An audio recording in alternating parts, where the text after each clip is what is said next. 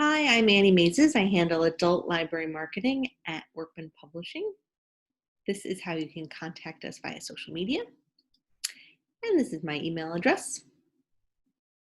I'm going to be talking to you today about a lot of our big fall titles that I'm really excited about. And so this link is very important. Make sure you jot it down. It is case sensitive, so please be aware of that. But it will take you to all of the slides that I show you today. So you can have a printed out version and you can jog your memory about the books that you might have liked. So I highly recommend following that link.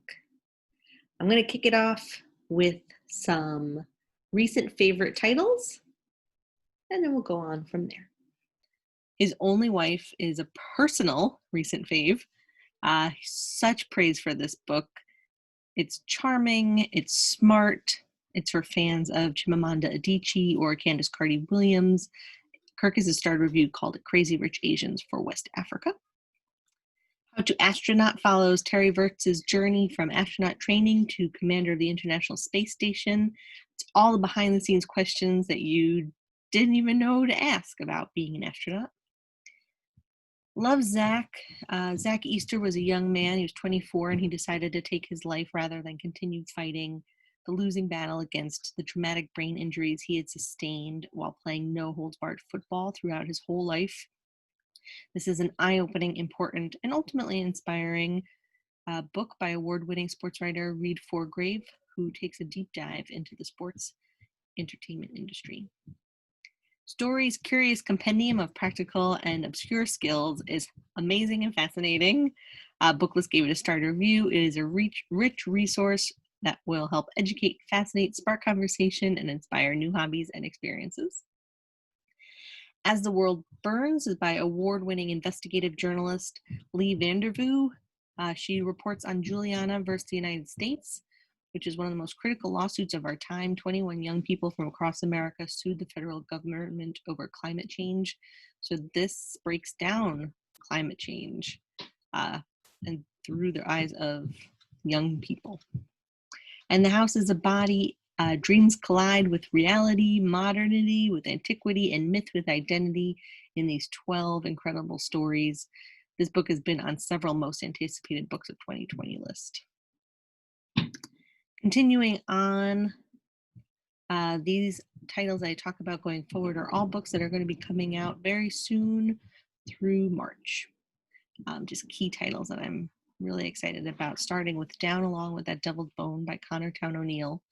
Connor first moved to Alabama as a white northerner, and he felt somewhat removed from the racism that Confederate monuments represented.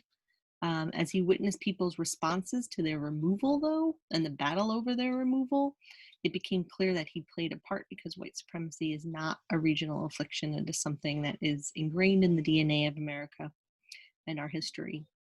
So, through the lens of the conflict surrounding the removal of Nathan Bedford Forrest statues, he was the first Grand Wizard of the KKK.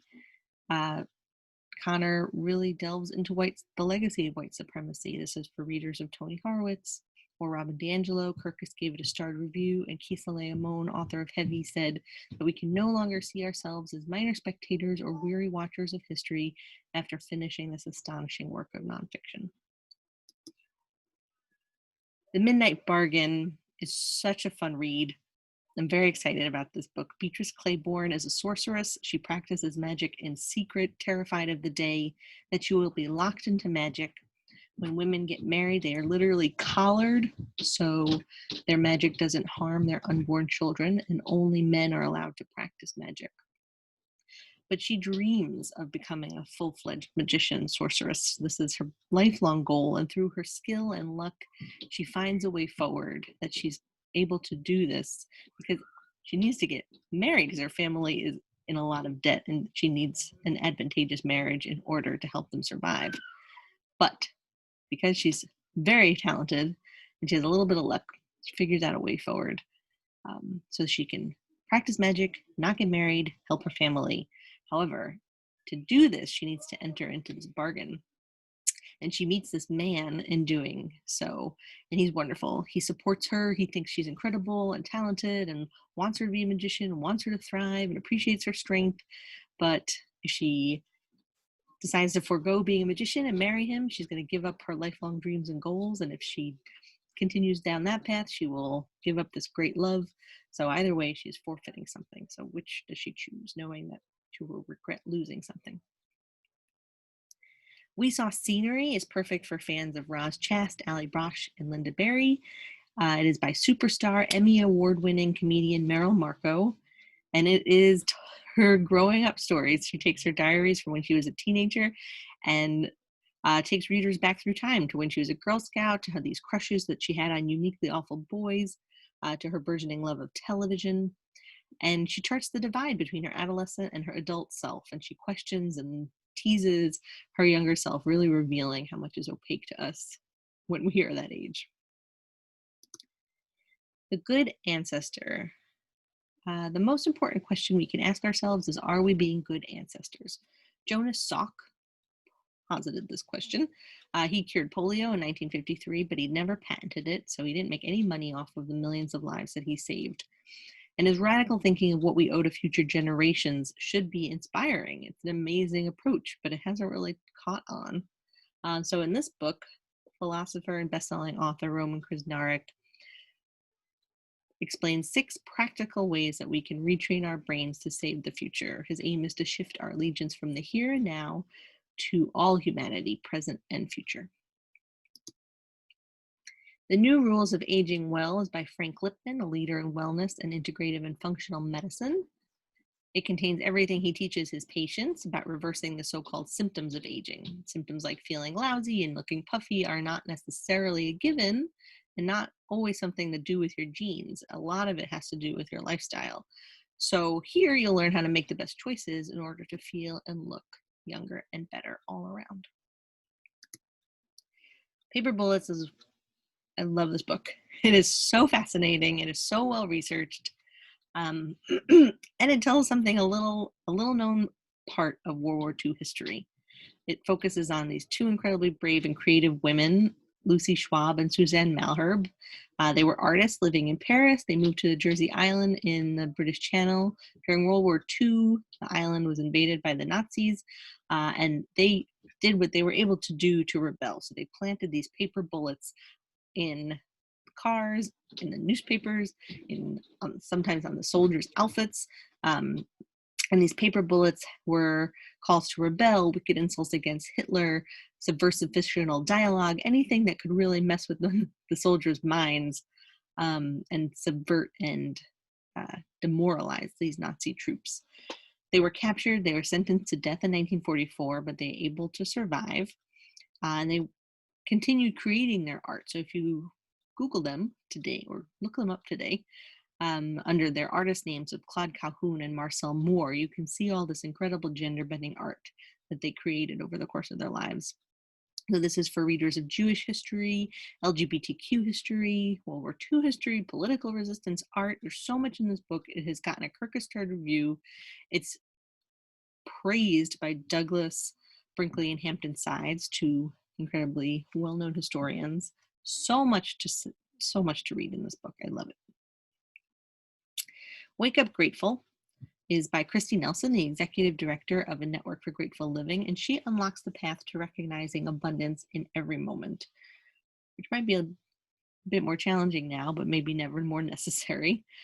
Questions for reflection, daily exercises, and perspective prompts for appreciating the fullness of life. This book promises change through the practice of taking nothing for granted. Big Girl, Small Town. Meet Magella O'Neill. She's a heroine like no other. This is an incredibly captivating Irish debut novel that has been called The Milkman Meets Dairy Girls. Highly recommend watching that on Netflix if you haven't. Magella is happiest out of the spotlight. She works in a little chip shop. She goes home to her bed. She has a very small life in a very small town where so many people have been affected by the troubles between Protestants and Catholics. She doesn't know where her father is, and she lives with her grandmother, who she adores, but then one day her grandmother passes away and her entire world is upended.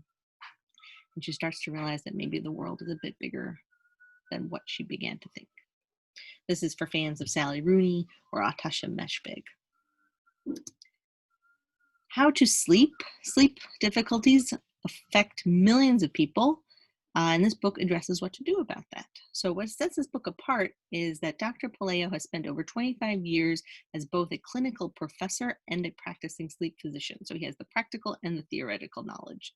His approach is to first teach readers how sleep works. He explains that nobody sleeps through the night, that the need for sleep is biological, but the way we sleep can be learned, how much sleep you actually need, that you can't get by with less. And then once readers understand what sleep is and why it's so essential, then he offers a path to better sleep. It's a very flexible approach and it will work for anyone. On Fragile Waves, Firuza and her brother are children of fire born in Afghanistan that is fractured by war. When their parents decide to leave, they spin these fairy tales of their destination, this incredible land of opportunity, Australia. So the family journeys from Pakistan to Indonesia to Nauru, heading towards this incredible hope of home. They rely on fragile and temporary shelters, strangers who are both kind and not. And when they finally arrive in Australia with all these hopes and dreams, what seems like stable shore gives way to a world that is anything but. Neighbors and classmates and the government, no one cares about their existence. They don't care how they go on. And throughout all of this experience, Firuza has had this incredible, rich fantasy world in her head. So that is where the incredible magical realism comes into this book. But she realizes that her world is fracturing and her family is splintering apart, and she needs to surface from her fantasy world in order to find a way forward. This book is incredibly beautifully literary. The writing is amazing, even though it is fantastical at points. Friendshipping. We exist in an age of loneliness and ghosting and toxic relationships, and making and keeping friends is anything but simple. Jen Bain and Trin Garitano know this better than anyone. Their podcast, Friendshipping, gets 30,000 downloads a month because their listeners are craving guidance along with entertainment. They're quite funny. Now they've distilled the lessons and wit that they have learned and have spread the message about into this essential book for anyone who feels a little bit friendless or is trying to navigate the very challenging world of grown-up friendships. In Case You Get Hit by a Bus is a book that I am a huge evangelist for. It does require me to talk about mortality for a moment, so please bear with me there. It is a simple, easy to follow program for organizing everything in your life by the founders of EverPlans. EverPlans is a digital company that helps people organize their lives, but you don't need to do anything with the website. Everything you need is in this book. And it's provided me such peace of mind. All of my passwords are in one place. My husband knows where they are. We have plans for our will and for, life insurance and what happens, if anything happens to us. And my daughter's only 2.5, but hopefully she won't need this for a long time. But if she does, all the questions are answered and we're not leaving behind grieving family members and a whole lot of unknowns. So I found this book to be incredibly helpful. I think it could work for anybody. It's not for people of any sort of age. It's for anyone who has possessions and people in their lives who will be affected by you no longer being there. So that is my spiel on mortality. Thank you. The Fortunate Ones is a novel by Ed Tarkington, who is the author of Only Love Can Break Your Heart. When Charlie Boykin was young, he thought his life with his single mother was really just fine. But when his mother's connections get him into a very elite boarding school and give him access to the upper echelons of Nashville society, Charlie falls under the spell of all that a life among the wealthy can mean. He develops a friendship with Arch Cray. Charlie learns how morality has little to do with life in his community among the wealthy.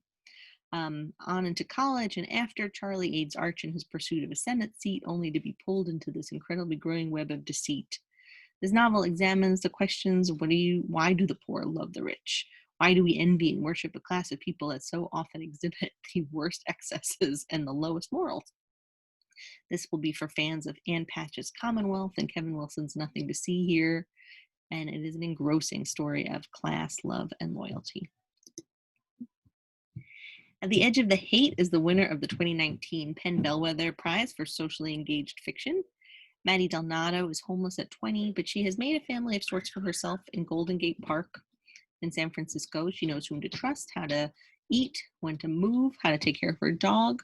And then one night she unwittingly witnesses the murder of a homeless boy, and the perpetrator sees her, and her entire life is upended. The police want to talk to her. The boy's parents find her and have all these questions about what happened, trying to make sense of their son's death. And everyone's encouraging her to go home. It can't possibly be better being homeless when a murderer knows who you are. But what happens when going home is not the answer? That's not an option for Maddie. This book is set against the backdrop of San Francisco, which has been a historically very tolerant city, but is rapidly changing with gentrification. And author Hilary Jordan says, this book pulled me deep into a world I knew little about, bringing the struggles of its young homeless inhabitants, the kind of people we avoid eye contact with on the street, to vivid, poignant life. Made in China. In 2012, a woman in Oregon got much more than she bargained for when she opened the cheap Halloween decorations she'd purchased at Kmart, and out popped an SOS letter handwritten in broken English by the prisoner who'd made and packaged the items. In Made in China, investigative journalist Amelia Pang pulls back the curtain on the labor camps that create the home goods that we purchase. This book follows the life of Sun Yi, the Chinese engineer who wrote the note after finding himself a political prisoner locked in a gulag for joining a forbidden meditation practice and campaigning for the freedom to do so. In chasing the story, Amelia has conducted extensive interviews with Sun Yi and the people who knew him. She's identified and interviewed others who endured similar horrors and who inflicted them. She traveled to China to follow falsified supply chains, tracking trucks from labor camps to warehouses. And the story that she uncovers is an incredible call to action, encouraging American consumers to ask more questions and demand more answers from the companies that we patronize. Let's Get Back to the Party is a debut novel. Sebastian Mote and Oscar Burnham are 30-somethings who came of age after the AIDS crisis, but before the current era where they might have had a comfort of an out adolescence. Sebastian is very straight-laced. He's a suburban high school teacher, mourning the end of a long-term relationship, and he finds his very orderly lifestyle completely threatened by the appearance of Arthur Ayer, a gay student so comfortable in his own skin that Sebastian finds himself dangerously obsessed with the teenager. Oscar, furious and defiant in the face of what he sees as the death of queer culture, begins a very confusing relationship with once eminent novelist Sean Stokes, known for graphic stories of pre-AIDS hedonism. Alternating chapters from Sebastian and Oscar's points of view, this debut novel recounts their mirrored struggles with generational envy, cultural identity, the traumas of history, and is an intimate and complex look at gay life. As a volcanologist, natural hazards expert, and founder of Blueprint Earth, Jess Phoenix is incredibly boss and has dedicated her life to scientific exploration. Her career path, hard-earned in the still male-dominated world of science, has shoved her headlong into deep-sea submersibles, congressional races, glittering cocktail parties at Manhattan's elite Explorers Club, and numerous pairs of Caterpillar work boots. It has also inspired her to devote her life to making science more inclusive and accessible. Ms. Adventure skillfully blends personal memoir, daring adventure, scientific exploration, and girl power, following Phoenix's journey from jungles to glaciers, university classrooms to the television studios, and even to the side of the world's largest volcano, where she fixes a tire with a ballpoint pen, bubblegum, and duct tape. Readers will delight in her unbelievable adventures, all embarked on for the love of science. I am beyond excited for Liberty. Caitlin Greenidge wrote We Love You, Charlie Freeman, which was a book that I loved.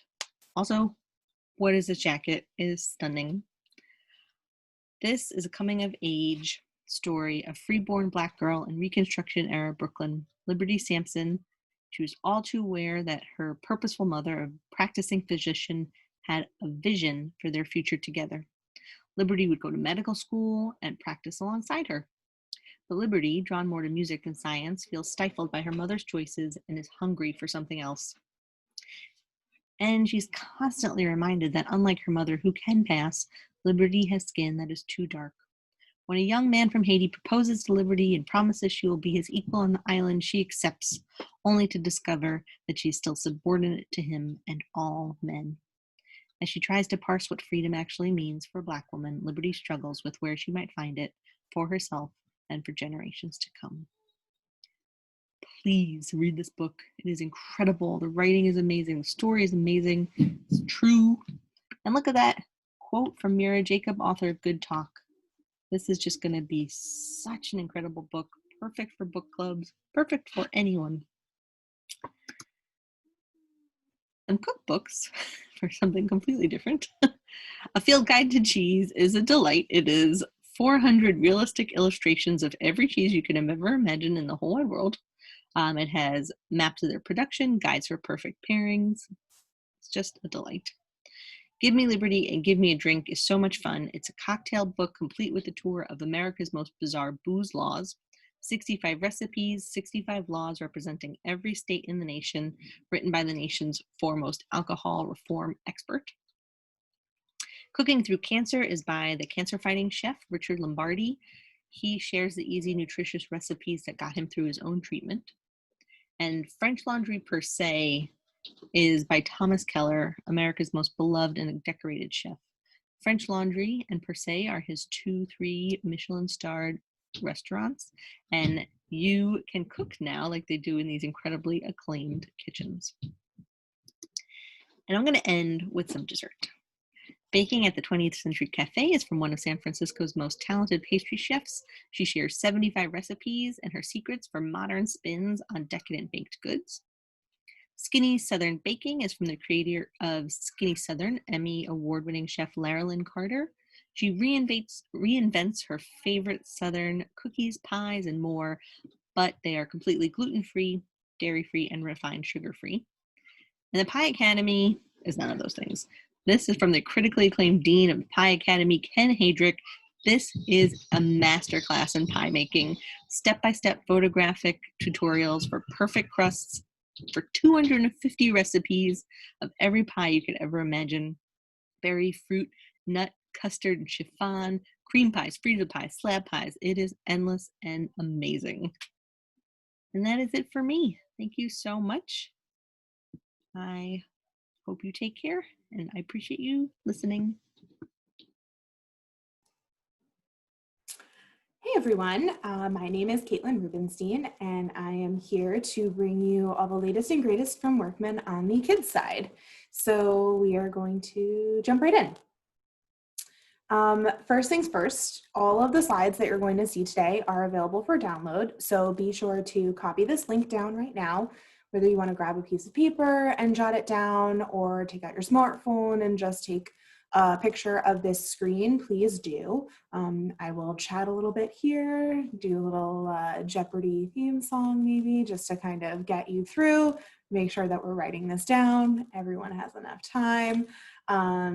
This is super new to me doing these Zoom book buzzes, so I hope you bear with me, but hopefully you have as good a time as I am sharing these titles with you.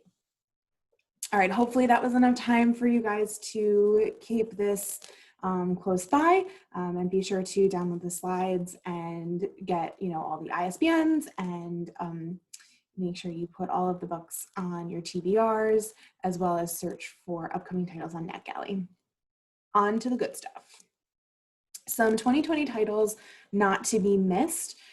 These are books that have published in the spring or early and late summer. So first one up is YA, Tigers Not Daughters by Samantha Mabry. Samantha Mabry is a powerhouse YA author. She is a queen of magical realism, and this book really does not disappoint. It follows 4 sisters, the Torres sisters. One of them, I'm not spoiling anything, dies in the first chapter. So it really follows the other 3 girls' journey to figure out what really happened, as well as really experiencing their grief. And each one grieves in a really different way. It's haunting, it's beautiful, it's complicated, it's messy. It's amazing. 6-star reviews. I feel like I don't even need to tell you that because it has 6-star reviews. So make sure that you pick this one up. Next is Middle Grade. Don't check out this book by Kate Kleiss and Sarah Kleiss. These are a sister duo, and this book is perfect for librarians. It follows a school librarian. It's an epistolary, so it's written in correspondences, letters, emails, text messages. Perfect for readers who are either interested in the graphic novel format and haven't started yet, or are super into the graphic novel format and are looking for something a little bit different. This follows a school and a town, Appleton Elementary, and they have the Green Dot collection, which you can see there's a green dot on the cover of that book. And that is different titles in a collection where kids can just walk in, take a book off the shelf. They don't have to check it out. They don't need to say anything. They can just take it and they can spend as much time as they want with it, as long as they return it when they're done. And they're mostly challenged subjects.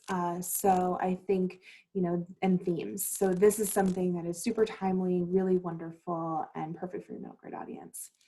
Secondly, we are in the middle grade space. We have In the Role of Bree Hutchins. This one has 2-star reviews by author Nicole Melleby. This is her second book with Algonquin Young Readers, and she'll have a third on the way.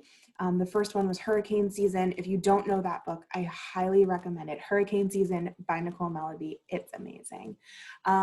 This one follows Bree Hutchins. Bree is a soap opera loving girl who is in Catholic school and is starting to realize what her sexuality is, and she is starting to figure out that she is gay. So this book really follows her journey in coming out, and she comes out again and again and again, which many teens and adults, I'm sure, have experienced, as well as her relationship with her mother and her family, her father, her brother, and her relationship with her friends, going to a Catholic school, the nuns that teach her in that school, and how she feels in that space with her budding sexuality. Wonderful coming of age. Pick it up. Then we have nonfiction, everything you need to know to ace computer science and coding in one big fat notebook. This is the next installation in the middle school HIT study guide series. These are not fill-in notebooks. These are study aids. They're really great. And this one covers multiple coding languages, computer science topics, and everything is given to you in these wonderful tips and tricks, onomatopoetic ways, and sidebars. I think, if anyone is interested in this subject matter, whether you're in middle school or not, this is for you. Next up in middle grade nonfiction, we got Who Got Game? Baseball. This is written by Newbery Honor-winning author Derek Barnes. It has 2-star reviews, and it covers amazing but true stories in America's favorite pastime, baseball. So whether you know a lot or you know a little, I do think that you will find something that you didn't know before between the pages of this book. Then we have The Screaming Hairy Armadillo, which sounds exactly what it is. It is a hilarious, really interesting, super informative book on the most wacky and weirdest named animals on our planet. So there's the sparkle muffin spider, there's the waxy tree frog, there's so many different ones. And at the end, there's a really fun animal name generator, which you can do on your own. Lastly, I have How to Be a Person. And How to Be a Person is really a fun book.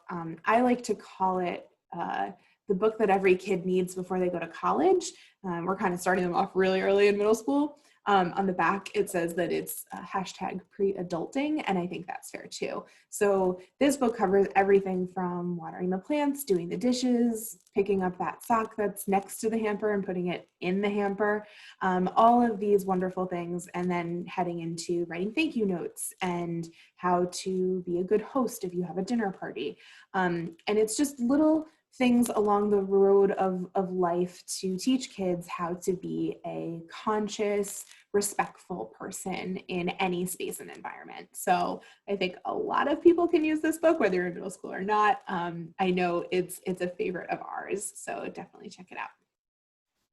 And then some recent publications. These are books that have just hit the shelves. If you go with your goat to vote, this is such a great book, and it's so timely. It's so important that we teach our young readers about voting, about the right to vote, and why it is so important to vote. And this book does that. So please be sure to pick it up. It's a beautiful picture book, and it's from The Experiment, rhyming really cute.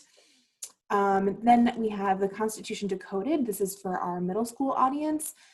This is also super timely and really important. This takes down and note and dives deep into the Constitution and what the Constitution is further than just the amendments. You know, we're really looking at the heart of the Constitution, how it works, how it doesn't work, how we need it to work, and how we can question it and continue to amend it as a nation. Then we have a wonderful, wonderful series. These two books, book one, Premeditated Myrtle, it's a tongue twister, and book two, How to Get Away with Myrtle, both published on the same day. The first one garnered 2-star reviews, and this is a really fun mystery series. It's a cozy mystery series, but for middle school readers. And I like to think of her as Victorian Harriet the Spy, if you will. You know, she's kind of inserting herself into things and then saving the day at the same time. So be sure to check that one out. On the YA side, we have Body Talk, which has 1-star review. Body Talk is the third in a series of nonfiction teen anthologies from Kelly Jensen. The first was Here We Are, which covers voices of feminism. Then Don't Call Me Crazy, which is mental health and mental health awareness. And now we have Body Talk, which covers everything from shape and size to disability to gender identity, body dysmorphia. It's so important. And, you know, each of these books has really opened the door to have conversations about these topics, whether they're happening or not. You know, I think a lot of the times they can be hard and difficult to have, but very important.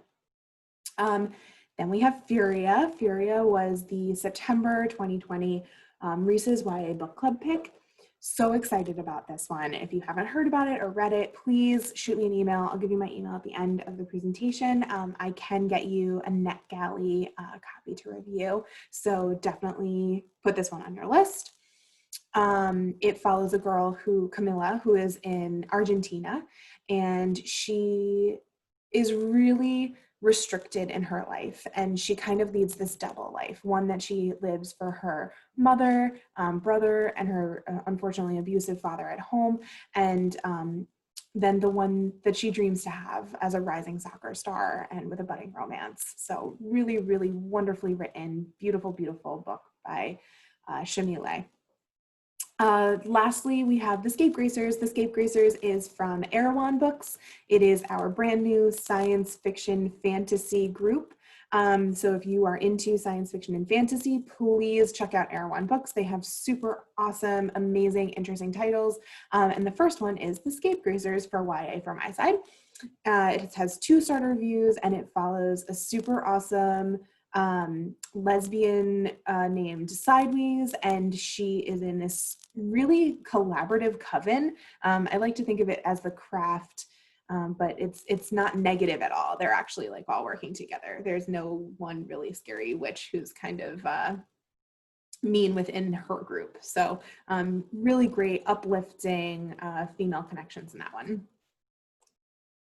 Brand new from Story, we have Busy Little Hands. It's a brand new series, and we're kicking it off with art play and food play. And these are just like what you see on the cover here on the interiors. There's beautiful photographs, really bright colors, just, you know, getting interactive with crafts and art and creativity and imagination, and then transferring that over then into your food, and actually playing with your food, which I think is really fun. You know, having fun with your food builds really strong relationships and healthy relationships with food from an early age. So these are really wonderful. Be sure to pick them up. Next is from Workman. This is a picture book, The ABCs of Black History.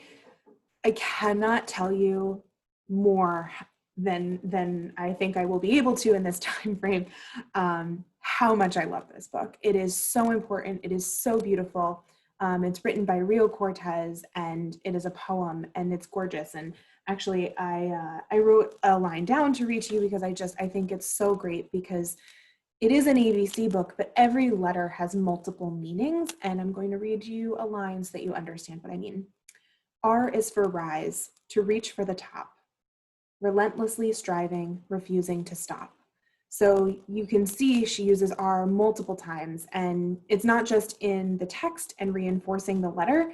There's also a timeline in the back. There's further information on the people, the places, and the events that you're going to see. People like Mae Jemison, W.E. Du Bois, Sam Cooke, the Little Rock Nine. It's just beautiful, and I've put some spreads here for you to see. So please check this out. This one's on NetGalley, and I'm happy to send it your way. So embarrassing. This one's really fun because I think all of us can relate to something that was like, oh my God, so embarrassing at some point in our lives. And I definitely still, even as a grown adult, can vividly remember middle school memories where I'm like, oh God, like red in the face. So embarrassing. So embarrassing. You can see here is a comic style book. You can see a little inside page there where a girl has just missed the chair, and the entire school, she thinks and feels like, is laughing at her. So this is a book that really combines humor with scientific facts and tips and tricks on how to overcome that so embarrassing feeling. Really fun and really relatable. Oh, Skunk and Badger. We're not supposed to have favorites, but oh, Skunk and Badger. I love this book so much. This is from Newbery Honor winning author Amy Timberlake and Caldecott medalist John Klassen. It has 3-star reviews. It's just charming. Aunt Lula writes a letter, and this letter ends up having Skunk and Badger meet, and you see that moment here on the cover. I can't stop smiling. This book is so cute. And Skunk and Badger are the ultimate odd couple. Skunk is so excited, over the top, ready to do everything, and Badger is very muted and curmudgeon-y. Badger has some very important rock work that he does, and he's very concerned that Skunk is going to be continually getting in the way. There are quantum chickens. There's a rocket potato. I don't want to give too much away. It's so cute, but I will just share with you these spreads. So there are some full color tip-ins as well as black and white illustrations and chapter head art from John Klassen. And it just really gives this book life. From Amy's words onto an image. The chicken spread here, I laugh every time. I think it's so cute. So definitely pick this one up. It is destined to be a new classic on your shelf. Heading into high school. So we have the Big Fat Notebooks. We talked about coding earlier. We also have the Big Fat Notebooks, and they're coming into high school editions. So we have everything you need to ace chemistry and everything you need to ace geometry. Same format and principles and styles as the previous middle grade series, but we're just launching them and growing with our readers into high school. So you've got really great tips and tricks, facts and fun ways to keep information in your brain in a really accessible way. If you're looking to see more about these books, I have listed below on this slide. There are 2 links, one for chemistry, one for geometry, and you can download the sample chapter and table of contents for each once you go to those links. So if you're interested and want to see what the book is a little bit more, you can head on over there. Definitely pick these up though. I mean, chemistry, whew, if I had this one, I took chemistry. Would have been a different grade. Again, we have Erewhon Books, our science fiction fantasy friends. So right here we have Rise of the Red Hand. Oh, Rise of the Red Hand. It's so good. It's so amazing. So this actually takes place on the South Asian province, and it is divided in this world, in this realm. There is the Uplanders, and the Uplanders are these really lavish and luxurious, very rich people who live in a climate controlled biodome and are using some genetic therapy to remain young. And then there's the other side, which is a poor group of people, and they are working with black market robotics and cyborgs, and are living in a world where there is a rising water level, unbreathable air, and deadly bugs. I can't forget about the deadly bugs. Super, super divided world. And our heroine here on the cover teams up with a hacker who just so happens to be the son of a very prominent politician in the Uplanders, to really break down the barriers and save the day. So definitely check this one out. Really fun, really fast paced, and just an awesome read. Next from Algonquin Young Readers, we have an anthology, Girlhood Teens Around the World. This is 30 teens from all across the country. I'm sorry, all across the world, not the country. And Masuma is a journalist, the author, and she has really put this together in a beautiful way, a way that you feel connected to the girls in the book. You feel like you really are experiencing them the way she has. There's a lot of information and stories about them, about their ordinary days from wherever they are, as well as photographs. And these photographs are from the teens themselves. What I really love about this book is that in this really wild virtual space that we're in, this is a way to connect to people on print. And I think that's really special right now. So this is one to keep on, and this is available on NetGalley. Foreshadow, this is my last book to share with you, and it's also an anthology for teens, but this one is a fiction anthology. It's 13 short stories, and Nova Rensuma and Emily XR Pan have joined together. They created a really great serial YA anthology on the web, and Algonquin Young Readers has picked it up to publish it for the first time in print, and that's what this is. Each of the brand new YA authors is introduced by a YA legend and powerhouse. Think Laura Hall Sanderson, Jason Reynolds, Nicola Yoon. So here we have, them paired together, and each established author talks a little bit about the piece before you go into it. What's really, really great about it is that Emily and Nova have created craft pieces for this book. How do you start writing a book? What happens when you're stuck? What's the editing process like? Questions that, aspiring writers have and want to know answers to.